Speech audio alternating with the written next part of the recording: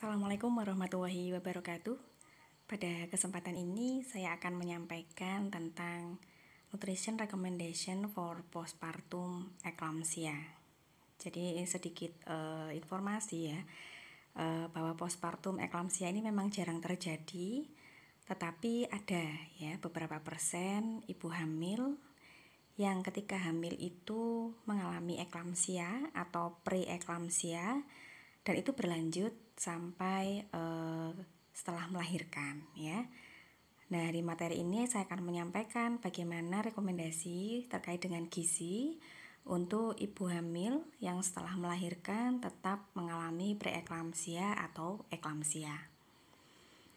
Ada beberapa subtopik yang akan saya sampaikan. Yang pertama adalah mereview kembali apa itu pre-eclampsia dan eclampsia.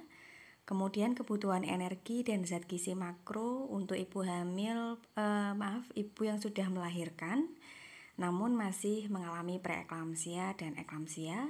Kemudian kebutuhan zat gizi mikro, dan yang terakhir adalah contoh studi kasus. Nah, mereview kembali bahwa preeklampsia adalah kondisi komplikasi kehamilan yang ditandai dengan yang pertama adalah hipertensi ya.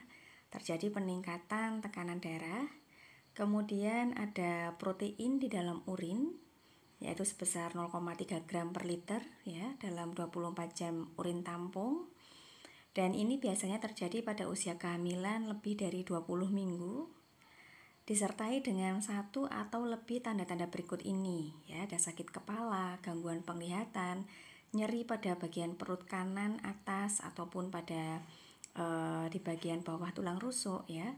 Kemudian ada mual dan muntah ya, nyeri dada. Data laboratorium lain seperti peningkatan kreatinin dan penurunan kadar albumin ya. Kemudian kalau eklampsia, ini tanda-tandanya adalah tanda-tanda seperti pre-eklampsia namun disertai dengan adanya kejang hingga koma ya. Dan ini biasanya terjadi pada trimester akhir hingga kelahiran ya. Adapun untuk yang eklampsia postpartum ya, kita fokus di eklampsia postpartum ya.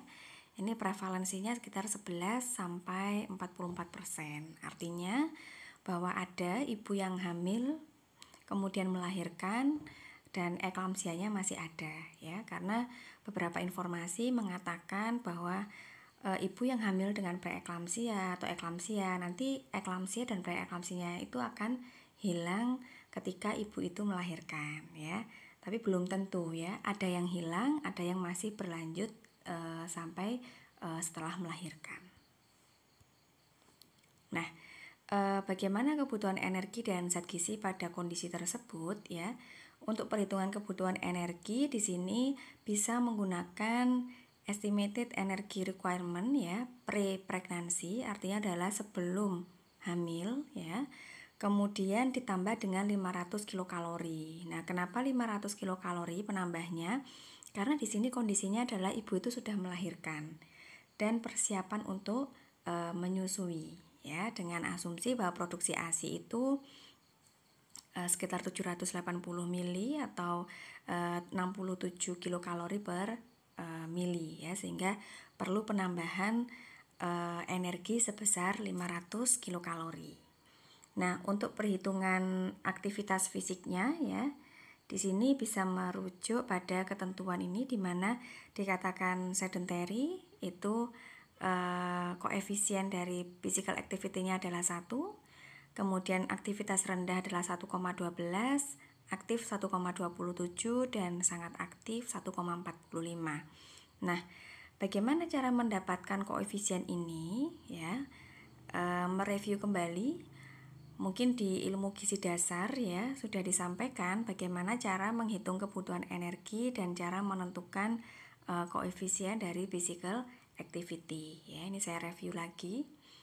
Jadi untuk koefisiennya, physical activity itu dikatakan 1 jika physical activity levelnya antara 1, lebih besar sama dengan 1 dan kurang dari 1,4. Nah, ini dikatakan dengan kategori sedentary ya. Begitu juga dengan physical activity 1,12, 1,27 dan 1,45. Ini ada ketentuan PAL-nya ya. Nah, bagaimana cara menghitung PAL? Cara menghitungnya adalah ini ada contohnya ya. Jadi adik-adik bisa merujuk pada ini ya, bukunya Krauss ya. Dan di situ sudah ada tabel yang berisi PAL ya. Jumlah dari PAL dia dalam satuan per 10 menit atau dalam per jam ya. Nah, di sini dicontohkan misalnya ada seseorang yang dengan daily activity-nya seperti walking the dog, vacuuming 1 hour, sitting 4 hour ya. Nah, itu bisa merujuk pada tabel ini ya. Kita lihat contohnya adalah duduk santai selama 4 jam ya. Ini kita rujuk di sini. Aktivitas sangat rendah dan duduk di sini berapa PAL-nya? PAL-nya adalah 0,03. Itu kalau dilakukan dalam 1 jam. Kalau dilakukan di sini adalah 4 jam, maka tinggal dikali 0,03 dikali 4, maka ketemulah 0,12 ya. Begitu juga dengan aktivitas-aktivitas yang lain. Jika dilakukan dalam satuan jam bisa merujuk pada kolom yang ini ya. Namun jika per menit ya, monggo bisa merujuk sama kolom yang ini ya. Lalu setelah itu ditotal semuanya. Totalnya berapa? Oh, ketemu 0,7. Nah, karena dalam perhitungan kebutuhan energi dalam satu hari ya, total energi expenditure itu ada komponen BMR ya, mungkin masih ingat ya. Kemudian ada komponen physical activity ya, ini ditambah ya. Kemudian ada komponen TEF ya, thermic effect of food, di mana TEF-nya ini rata-rata diambil adalah 10%. Maka di sini diincludekan di dalam physical activity ya, yaitu TEF 10% atau dengan kata lain 1,1. Sehingga total dalam satu hari physical activity ditambah dengan TEF-nya adalah 1,8. Nah, tinggal dilihat PAL 1,8 ini dia masuk di range yang mana ya. Range yang mana 1,8. Nah, ternyata PAL 1,8 masuk di range yang ini. Sehingga dia tergolong aktif. Oleh karena itu, koefisien physical activity-nya adalah 1,27. Nah, ini bisa dimasukkan ke dalam rumus tadi. Kalau orangnya memiliki aktivitas yang seperti saya contohkan tadi. Ya. Jadi menentukannya itu tidak sembarangan gitu ya, ada dasarnya. Tetapi kalau mau menentukan berdasarkan ini ya, estimasi kasar gitu ya, dari hasil wawancara kok nggak sempet ya nanya, tadi lupa nggak nanya berapa jam yang dilakukan aktivitasnya, misalnya setrika berapa jam, duduk berapa jam, ya mungkin bisa di ini ya, diperkirakan ya dengan aktivitas yang digali itu kira-kira tergolong aktif, sangat aktif, sedentary atau aktivitas yang rendah ya. Untuk kebutuhan zat gizi makro, untuk proteinnya adalah 10-35% dari total kebutuhan energi ditambah 20 gram. Kemudian karbohidratnya bisa antara 46-65% ditambah 45 gram untuk 6 bulan pertama, dan 6 bulan berikutnya adalah 55 gram. Begitu juga dengan lemak, ada 20-35% dari TEE ditambah dengan 11 gram untuk 6 bulan pertama dan 13 gram untuk 6 bulan kedua. Jadi untuk perhitungan zat gizi makro ini menggunakan perhitungan kebutuhan zat gizi makro untuk ibu menyusui ya. Nah, untuk karbohidrat itu disarankan adalah karbohidrat yang kompleks ya. Dan mengandung serat kurang lebih adalah 25 gram ya, karena di sini ada beberapa penelitian yang menyatakan bahwa karbohidrat itu kan tidak hanya dari bahan makanan pokok ya, dari sayuran juga ada karbohidratnya. Jadi disarankan memperbanyak makan sayur. Memperbanyak makan sayur karena di sini beresiko menurunkan preeklamsia.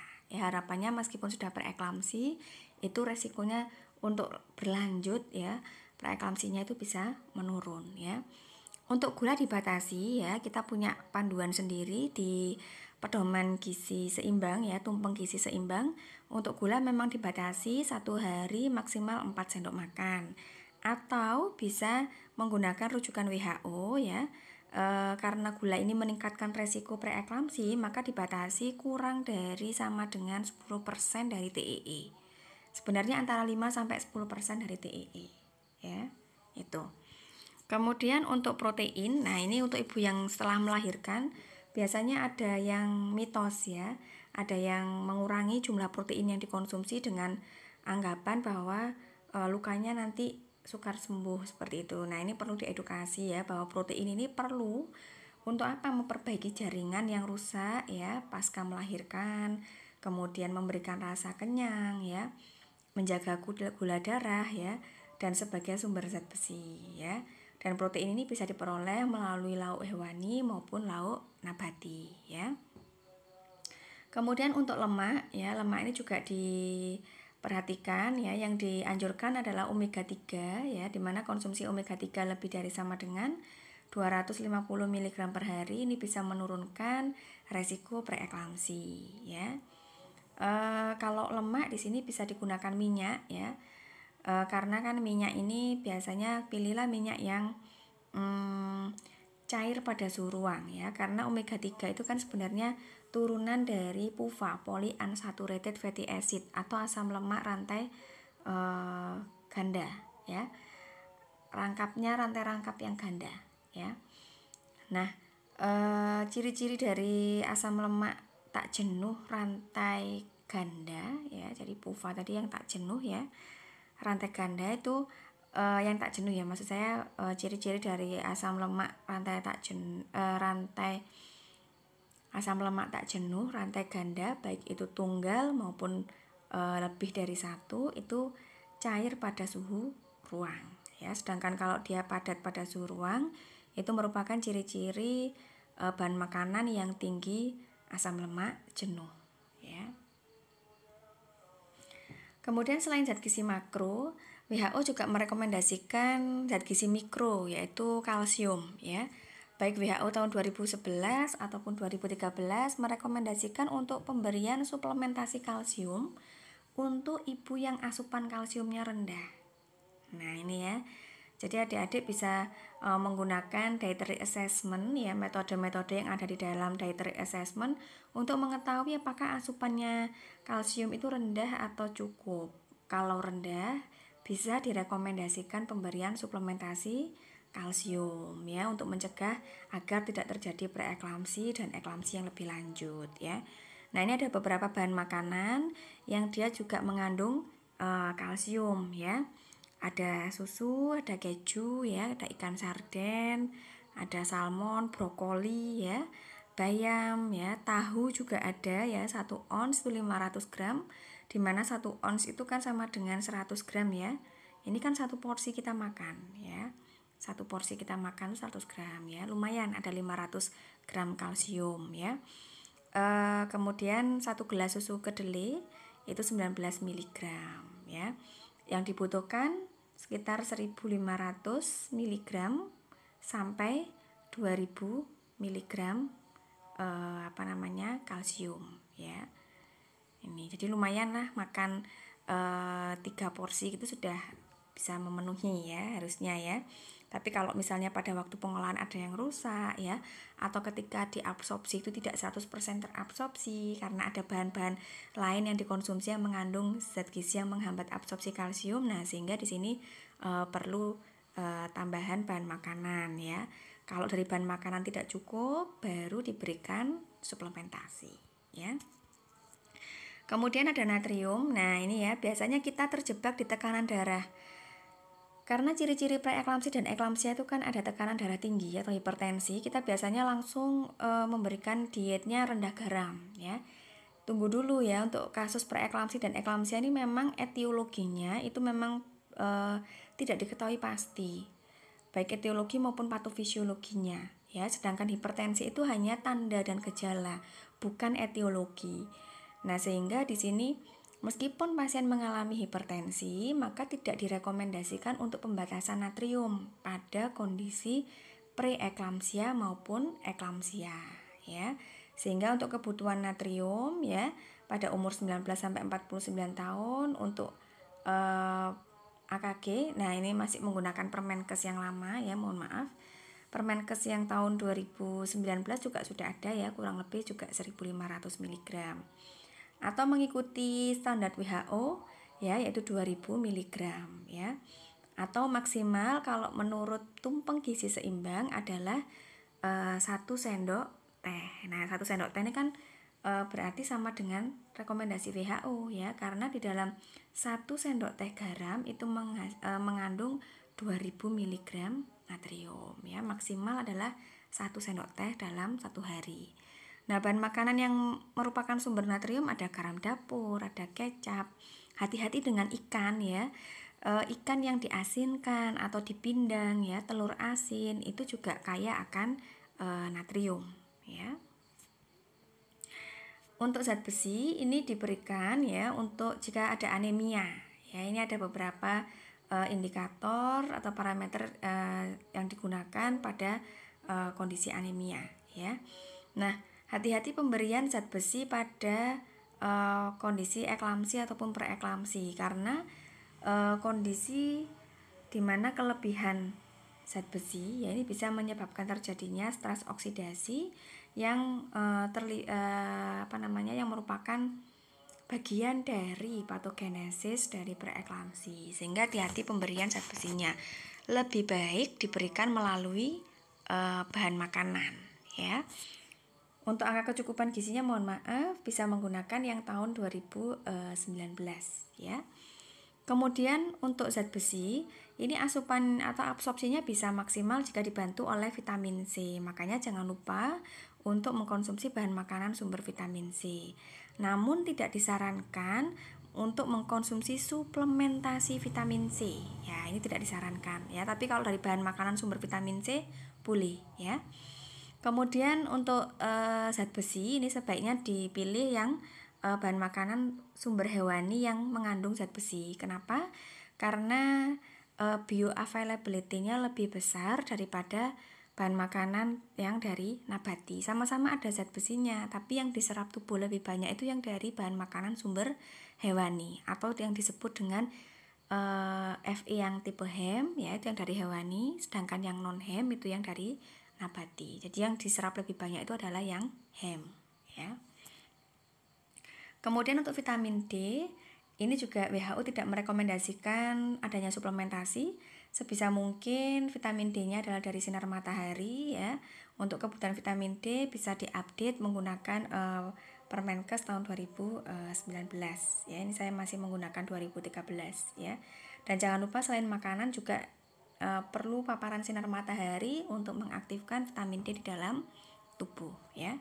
Ini saya contohkan kasus sederhana sekali ya. Aktivitasnya langsung saya sebutkan aktif begitu ya. Tidak saya minta untuk menghitung aktivitasnya ya. Dengan perhitungan yang sama menggunakan rumus tadi, maka diketahui di sini kebutuhannya adalah 2280. Nah, ada 3 kemungkinan untuk pembagian porsi makan pada ibu yang setelah melahirkan dengan kondisi staf preeklamsi atau eklamsia ya. Ini saya gunakan bahan makanan penukar untuk pembagian porsi makan. Saya kira adik-adik di semester 5 sudah bisa menggunakan bahan makanan penukar untuk menghitung pembagian porsi makan ya. Nah, untuk pemilihan bahan makanan minta tolong diperhatikan kandungan vitamin dan mineralnya sesuai dengan rekomendasi dari WHO ya. Nah, di sini ini adalah bahan makanan jika pasien tadi atau ibu tadi dalam keadaan sadar. Karena kondisi eklamsia itu juga ada pada kondisi di mana ibu itu mengalami koma misalnya. Nah, maka harus disesuaikan. Bentuk makanan menyesuaikan keadaan dari klien ya atau pasien. Kalau pasiennya bisa mengkonsumsi makanan biasa ya disajikan bentuk makanan biasa. Namun kalau pasiennya tidak bisa mengkonsumsi makanan biasa, misalnya maunya lunak atau cair, bisa dibuatkan makanan cair. Dengan pemilihan bahan makanan itu harus mengandung zat gizi makro maupun mikro sesuai dengan rekomendasi yang tadi saya sampaikan. Baik, mungkin itu yang bisa saya sampaikan. Semoga bermanfaat. Kurang lebihnya mohon maaf. Sekian, assalamualaikum warahmatullahi wabarakatuh.